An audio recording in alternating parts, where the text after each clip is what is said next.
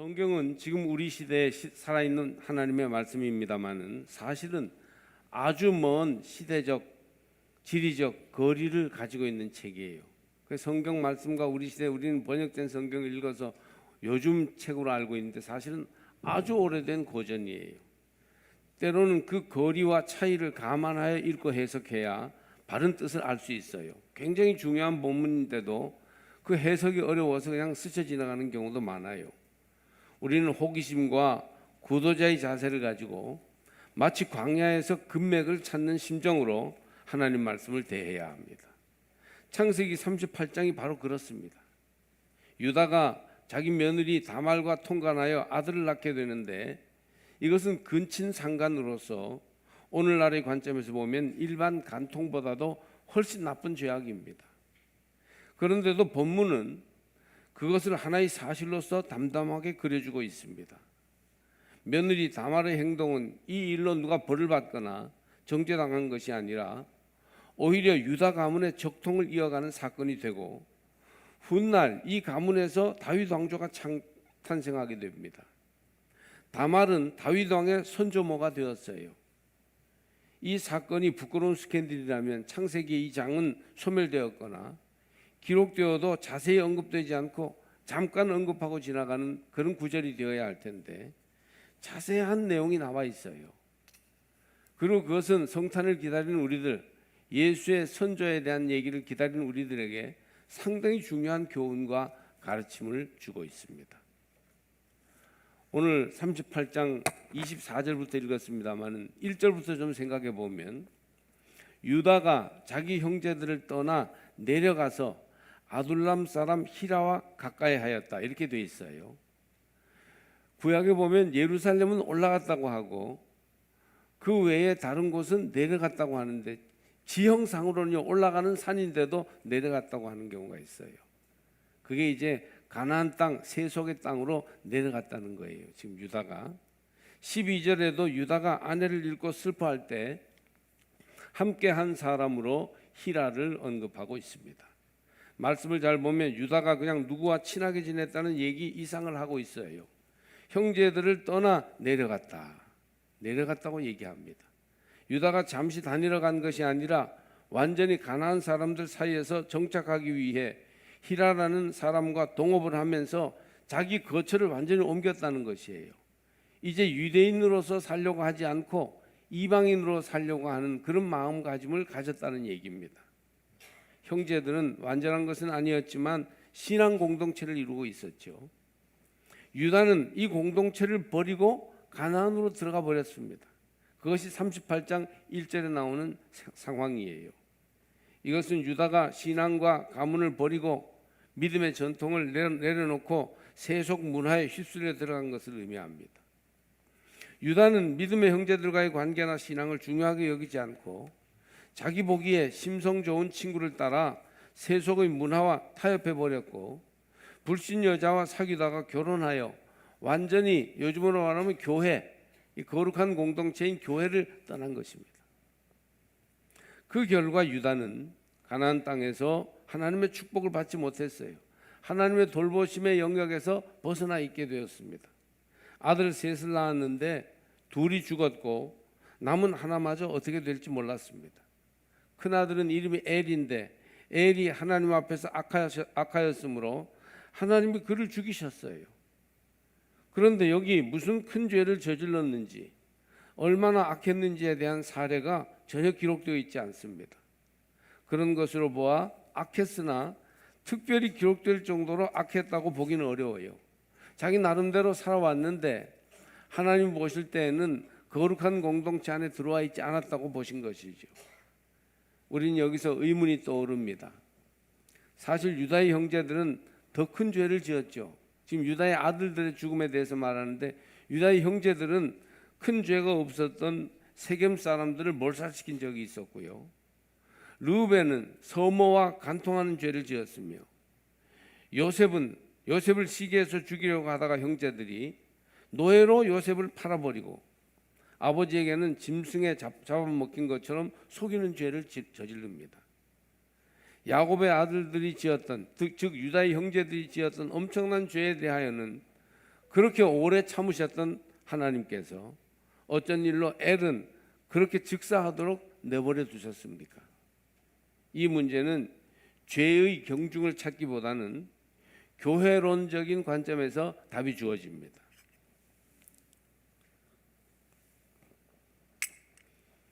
야곱의 아들들이 무서운 죄를 지었음에도 불구하고 살 수 있었던 것은 그들이 아직 아버지 집에 머물러 있었기 때문입니다. 야곱의 집은 구약의 교회라고 말할 수 있어요. 거기에 하나님의 은혜가 임하여 있었습니다. 그러나 유다는 아버지의 집을 떠나 세상으로 갔고 내려갔고 세상에서는 그를 지켜줄 하나님의 은혜의 우산이 없었습니다. 여러분, 교회는 세속의 죄악과 저주와 사탄의 권세로부터 영혼을 지켜주는 피난처요 복된 안식처입니다. 그렇게 믿으십니까? 그래요. 교회는 지켜주는 그런 하나님의 손길이 머물러 있습니다. 눈에 보이지는 않지만 우리가 교회 안에 있으므로 하나님께서 우리를 보호해주고 계심이 얼마나 큰지 알아야 합니다. 수많은 유혹과 시험과 죽음으로부터 우리를 보호하고 계십니다. 교회에 있다는 이유로 하나님이 인도해 주십니다. 그런데도 우리가 얼마나 교회의 영적 보호막이 귀한지를 잘 모르고 있어요. 교회의 영적 보호막을 생각하지 않고 마음대로 들락거립니다. 자기가 믿음이 좋고 바르게 살아서 하나님 지켜주신다고 생각합니다. 그럴 때는 자기 마음대로 하게 내버려 두어야 합니다. 그리고 유다처럼 만신창이가 되어서 돌아오게 될 것입니다. 그리고 많은 경우에는 교회를 떠나 세상으로 내려간 사람들이 끝까지 돌아오지 못하고 맙니다. 그러니 여러분, 졸더라도 교회에서 예배 드리면서 조는 것이 낫습니다. 한심스럽게 믿는 것 같아도 교회 문턱을 드나든 것이 참으로 귀합니다. 성탄절과 당회를 앞두고 우리 자녀들과 형제들에게 주님의 집으로 돌아오라고, 거룩한 가문의 신분을 가볍게 여기지 말라고 꼭 권면하여야 합니다. 교인이 된다는 것이 얼마나 의미 있는 일인지를 생각할 수 있게 해야 합니다. 우리는 형제들, 아버지의 집을 떠나 내려가서 가나안으로 가버리는 것이 얼마나 위험한 일인지를 알아야 합니다. 지금 유다는 생각 없이 히람과 함께 가나안으로 내려가 버렸는데 사실은 그것이 얼마나 큰 위험한 삶인 것을 알아야 합니다. 그러니 여러분, 어떻게든 자녀들, 손자녀들과 형제들을 주님의 교회 울타리에 머무르게 하시기 바랍니다.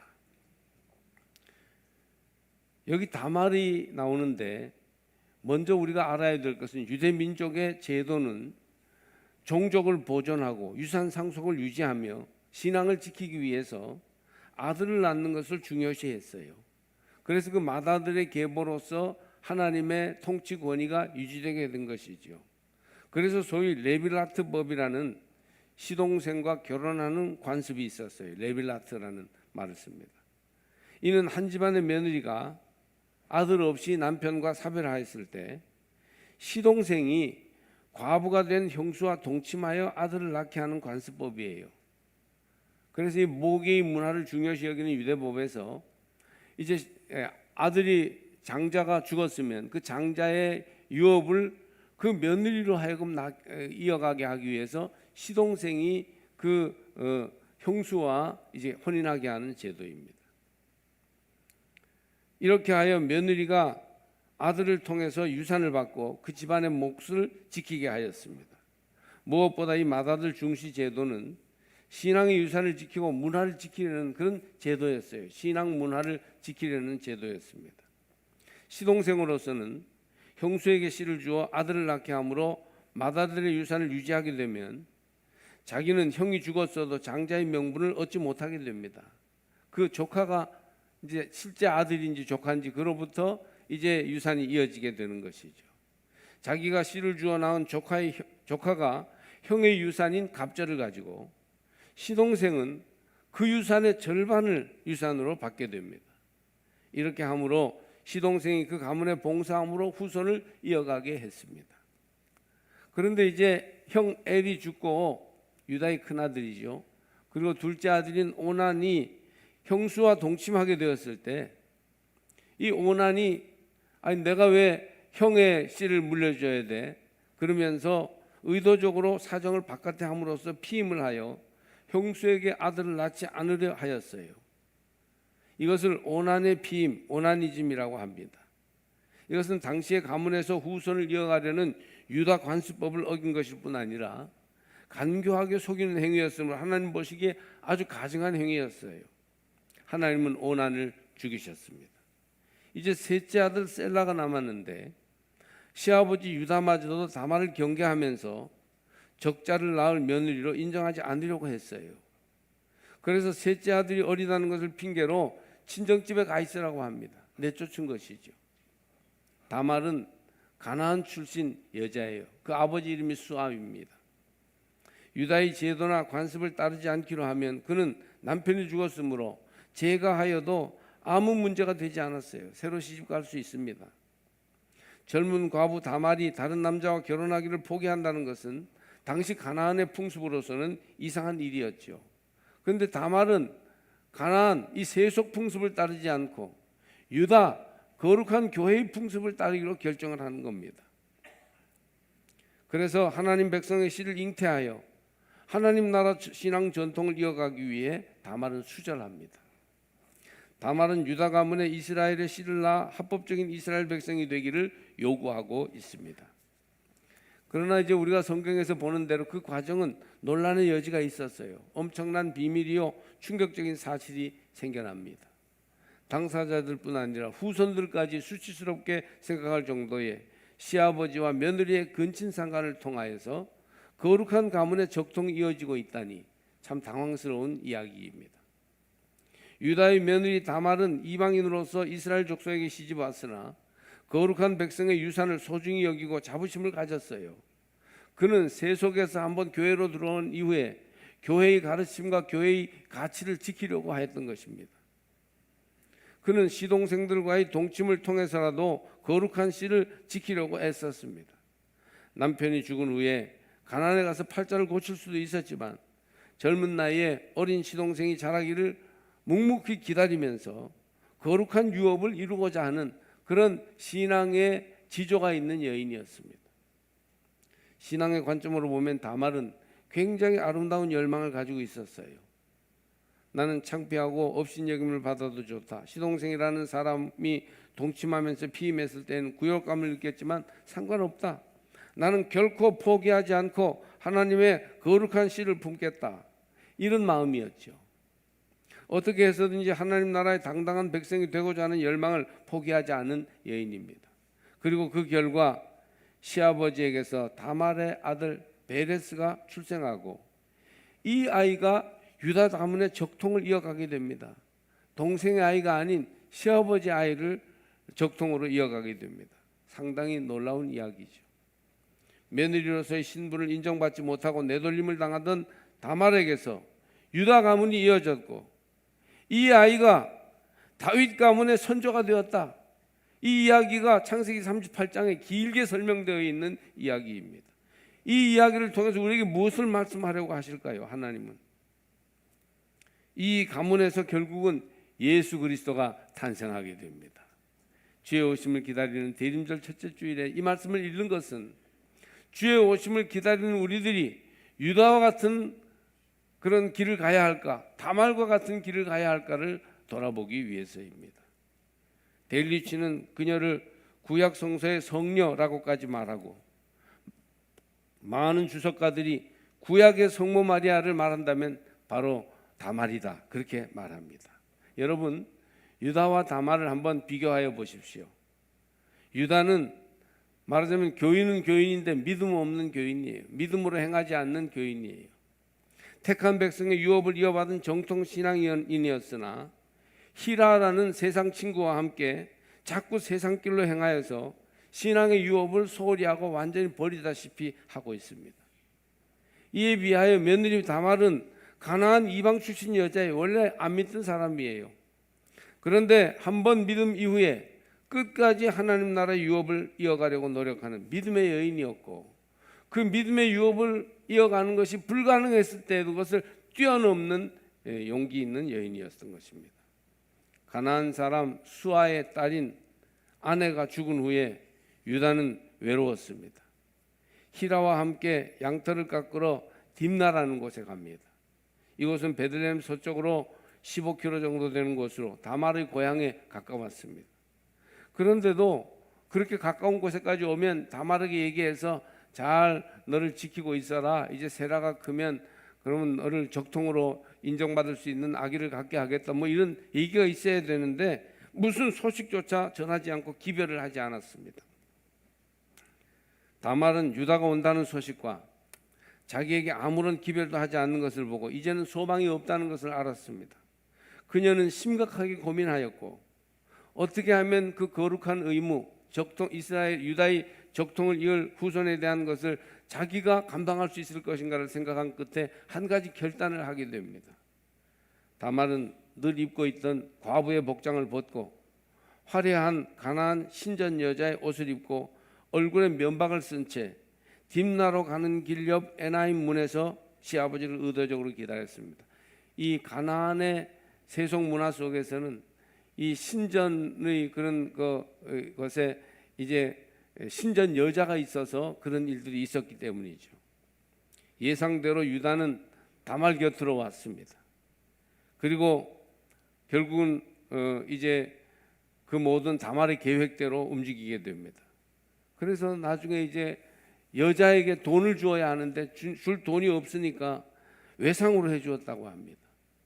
나중에 염소 새끼 한 마리를 주겠다고 유다는 약속했고 신전의 여자는 약속의 담보로 도장과 끈과 손에 든 지팡이를 달라고 했습니다. 유다는 이 여인과 이제 관계를 맺게 됩니다. 여기서 유다가 가나안 신전 장녀와 관계를 맺었다는 것은 유다가 하나님의 거룩한 백성의 본분과 자존심, 윤리를 실질적으로 포기했음을 의미합니다. 오히려 그는 친구 히람처럼 가나안의 풍습과 종교를 따르기 시작했어요. 하나님의 사람이 완전히 믿음을 잃어버리고 세상 길로 간 것이지요. 이처럼 타락할 수 있음을 성서는 보여줍니다. 유다는 신앙인으로서는 완전히 자기 본분을 잃어버리고 갈 때까지 가고 말았습니다. 교인이지만 실질적으로는 불신앙인 사람입니다. 우리는 이 유다의 모습 속에 내 모습이 있지 않은지를 오늘 꼭 점검해 보아야 합니다. 다말은 시아버지의 시를 받은 후 친정집으로 돌아와서 신전 여자의 옷을 벗고 과부 옷을 다시 꺼내 입습니다. 유다는 여자와의 약속을 지키고 자기 물건을 되찾기 위해 친구 히람 편에 염소 새끼를 보냈지만 그 여자를 찾을 수 없었어요. 그래서 도로 염소를 가져옵니다. 유다는 굉장히 찜찜하고 언짢아하면서 혹시 이 말이 퍼지면 안 좋으니 자기가 유다인인데 신전을 드나들어서 여자와 어떻게 했다라 하는 얘기가 들릴까 봐 담보물을 찾지 말고 그대로 덮어두자고 하였습니다. 그런지 석 달쯤 후에 며느리 다말이 다른 남자와 행음하여 아기를 가졌다는 소문이 들렸어요. 유다는 너무 화가 나서 이스라엘 족속의 규칙대로 다말을 끌어내서 불로 태워 죽이라고 합니다. 그랬더니 다말이 자신과 불륜을 저지른 남자의 물건이라면서 도장과 끈과 지팡이를 꺼냈습니다. 보았더니 이것은 유다가 자기 것인 걸 알 수 있었습니다. 그때서야 유다는 바로 자기와 불륜을 맺은 신전 장녀가 바로 며느리 다말이었고 그것은 자기가 하나님의 유업을 소홀히 하여 세상 길로 나갔기 때문에 철회된 일이며 다말은 끝까지 하나님의 일을 하고자 하는 사람이었음을 알게 되었습니다. 여기서 우리는 유다를 비롯한 비겁한 그리스도인들의 이중윤리를 보게 됩니다. 유다는 스스로 형제들의 집을 떠나 옆길로 세워 가나안의 친구를 사귀고 가나안의 아내를 얻었으며 가나안 문화를 따르고 있었습니다. 이제 그가 거룩한 백성의 일원인지 아니면 가나안의 한 남자인지 구분하기조차 힘들게 되었습니다. 그러면서 돌아보지도 않던 과부 며느리가 임신한 사실을 알자 훌륭한 이스라엘 족속의 전통을 내세우면서 관례대로 엄하게 처리하려고 들었습니다. 실제로 자기는 신앙인도 아니면서 자기 며느리에게는 굳은 신앙의 도리를 지키라고 강요한 것이죠. 그러면 더구나 늙은이로서 음욕을 참지 못하여 신전 여자와 동침하였으면서도 젊은 며느리가 홀로 수절하는데도 한마디 위로의 말이나 배려도 없었으며 그 며느리가 임신하였다고 하자 젊은 여자가 홀로 살기가 얼마나 어려웠겠느냐고 관용하지는 않고 기다렸다는 듯이 불태워 죽이려고 하였어요. 만약 이 시점에서 유다가 음흉하게 자기를 지키려고 거짓말을 하고 또 한 번 악하게 빠져나갔더라면 모든 상황은 다말과 임신한 아기의 죽음으로 끝났을 것이고 아마 얼마 지나지 않아 유다도 하나님의 저주를 받아 죽었을 것입니다. 그러나 유다는 이 모든 악 위에 거짓말을 하는 악을 더하지는 않았어요. 이 점이 중요합니다. 우리 그리스도인들이 세상길로 나가고 실질적인 믿음이 없이 살아가다가도 하나님의 말씀 앞에서 어떤 사건 앞에서 깨닫고 돌아올 줄을 알아야 됩니다. 왜 이런 일이 생겼는지를 분별할 수 있어야 됩니다. 그는 얼굴을 들 수 없을 정도의 수치스러운 상황이었지만 뒤늦게나마 깨닫고 스스로의 죄를 자백함으로 심각한 죄에서 스스로 뛰쳐나오는 결단을 합니다. 그래서 25절 26절을 보면 이렇게 얘기하죠. 그는 나보다 옳도다. 내가 그를 내 아들 셀라에게 주지 아니하였음이로다. 유다는 비겁한 위선과 이중윤리로 자기도 지키지 못할 것을 며느리에게 강요했던 자기가 더 나쁜 사람이라는 것을 시인합니다. 자기도 신앙인의 도리를 버렸으면서 남에게는 신앙인의 도리를 강요하면서 정죄하려고 하니 얼마나 이게 우스운 일입니까? 자기는 음욕을 참지 못하면서 며느리는 수절하도록 강요했고 자기는 이미 가나안의 법도를 지키는 자리에 있으면서 며느리에게는 택한 백성의 법도를 지키라고 요구하였습니다. 유다가 이 사실을 인정한 것은 대단한 결단이에요. 그리스도인은 늦더라도 이때라도 깨닫고 돌아서야 합니다. 그로써 유다의 죄가 드러났고 며느리 다말이 용서될 수 있는 길이 열렸습니다. 여러분, 우리도 우리의 불신앙을 인정해야 해요.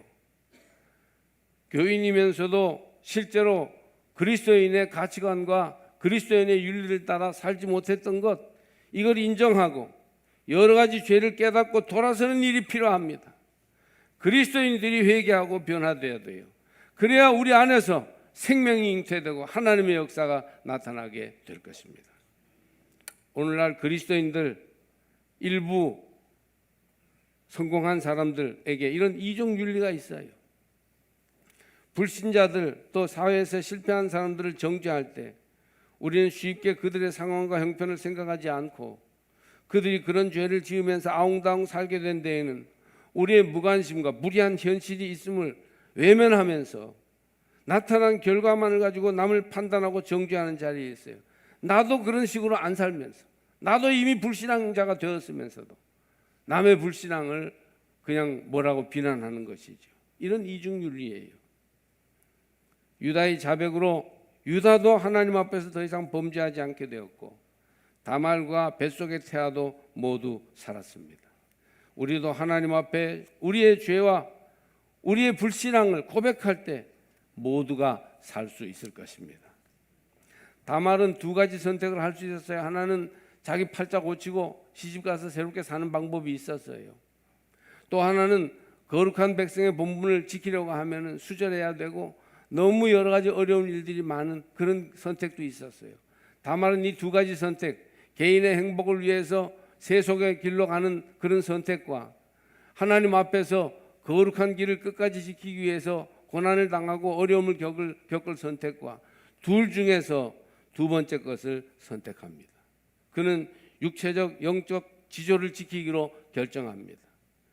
여러분은 그리스도인으로서 이 세상을 살아갈 때 영적 지조를 지키는 그리스도인입니까? 아니면 때에 따라 세속의 길로 향하는 타락의 사람들입니까? 여러분은 교회를 다니고 그리스도인 신분을 가지고 있으면서도 정말 그리스도인으로서 살아가고 있습니까? 아니면 타락된 세상의 가치와 기준을 따라 살아가고 있습니까? 여러분은 유다입니까? 다말입니까? 유다가 자기 친정 근처로 온다는 소식을 듣고 그녀는 위험한 결단을 내렸습니다. 많이 고민하였을 것입니다. 그러나 다말 입장에서 보자면 남편 가문의 씨를 받을 수 있는 아무런 길이 없었어요. 분명 그것은 문제의 소지가 있는 선택이었습니다. 그러나 그런 과정을 통하여 거룩한 백성으로서의 본분과 생명이 이어지게 되었다는 것은 사실입니다. 그녀는 자기 운명에 복종하며 사는 수동적인 여인이 아니었어요. 그녀는 주어진 환경에 얽매여 절망에 빠져 있지만은 않았습니다. 오히려 어렵고 위험한 선택을 통하여 유다 가문의 이중윤리를 깨뜨리고 새로운 생명의 역사를 열고야 말았던 것입니다. 성경은 이 다말의 모습에서 성령으로 예수를 잉태한 마리아의 모습을 봅니다. 그래서 마태복음 1장에는 그 족보가 이어지고 있는데 유다는 다말에게서 베레스를 낳고 그래서 그 후손 예수 그리스도는 마리아에게서 태어나는 요셉이 마리아를 통해서 예수 그리스도를 탄생하게 하는 그런 역사가 기록되어 있는 것입니다. 외적으로 마리아는 사생아를 임신한 미혼모였습니다. 그러나 하나님의 약속을 믿고 주의 도구가 되므로 성령으로 잉태된 하나님의 역사를 이룰 수 있었습니다. 다말처럼 때로 하나님의 일은 위험한 선택과 모험적인 결단을 통해서 이루어집니다. 여러분 두려워하지 말고 주님만을 바라보시기를 바랍니다. 가정을 위해서, 교회를 위해서, 역사를 위해서 우리를 부르실 때 하나님의 거룩한 백성으로 살아가라고 요구하실 때 물러서지 않고 하나님 나라 생명을 택하는 용기가 우리에게는 필요할 것입니다. 먼저 생각할 사실은 오늘 말씀이 성적 타락을 용인하는 것이 아니라는 점을 아셔야 합니다. 남녀 간의 성은 하나님께서 축복과 선물로 주셨으나 그것이 잘못 사용될 때 엄청난 죄가 잉태됩니다. 오늘날도 성과 관련된 죄가 얼마나 많은 사람을 거짓되게 하고 비참하게 하고 아프게 하고 가족들을 헤어지게 만듭니까? 저도 그 문제를 오늘 설교에서 드러내 얘기한다는 것 자체가 많은 부담이 있습니다. 성은 하나님의 선물입니다. 좋은 것이에요. 그러나 정말 위험한 것입니다. 칼이 잘 쓰면 좋지만 잘못 쓰면 위험한 것과 같은 것이에요. 성인 크리스찬들은 다 명심하여 이 점을 기억하시기를 바랍니다. 오늘은 대림절입니다. 탄생하신 주님을 기다리는 절기입니다. 주님이 어떻게 세상에 오셨습니까? 예수님 가문의 조상은 어떤 용기와 지혜로 믿음을 지켜내었었습니까? 마리아는 성령으로 잉태되는 것을 받아들이므로 요셉과의 정혼이 깨어질지도 모르는 위험을 받아들이고 믿음으로 나갔던 것입니다. 여러분은 유다입니까? 다말입니까? 여러분의 자녀들, 손자녀들, 형제들을 믿음의 거룩한 가문에서 떠나가지 않도록 지키십시오.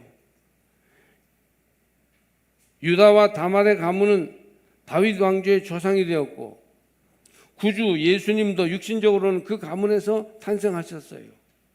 하나님의 구원 역사가 이 죄악에서부터 믿음을 지키려는 사람들의 결단을 통해서 이루어집니다. 죄악이 가득 차고 불의가 넘쳐나도 하나님을 바라보며 용기 있게 거룩한 믿음의 유업을 지켜가시기를 바랍니다. 그러면 하나님께서 그 모든 죄악과 불의 속에서도 구원과 평안과 복을 넘치도록 이루어 주실 것입니다. 할렐루야. 하나님의 능하심을 따라 모든 연약함과 죄악을 이기고 거룩한 유업을 끝까지 지키는 삼척제일교회 성도들이 되시기를 주의 이름으로 축복합니다.